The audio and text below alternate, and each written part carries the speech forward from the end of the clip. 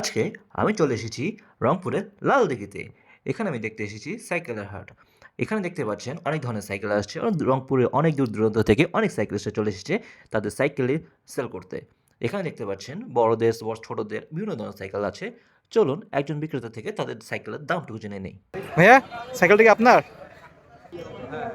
ও আচ্ছা, এটা কত চাচ্ছেন দাম? আচ্ছা, এই সাইকেলের দাম কত ভাইয়া? 4500। ও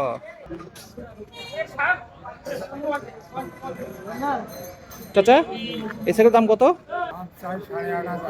কেনা বেচার পর এখানে হাসিলের মতো ব্যবসা পার বোধ হয়। যদিও ক্যামেরা দেখে তার সাইকেলের দাম অনেক বাড়িয়ে বলছিল।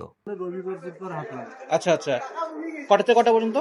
এটা হাট লাগে আপনার 11টা থেকে সন্ধ্যে 7:30 পর্যন্ত।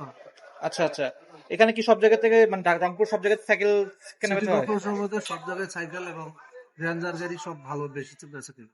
ও আচ্ছা আচ্ছা, আর এখানে ক্রেতারা কেমন আসে? ক্রেতা বিক্রেতা আসে বহু দূর থেকে আসে, লালমনিরহাট, কুড়িগ্রাম, বিভিন্ন আশেপাশের জেলা থেকে এখানে কেনার জন্য আসে।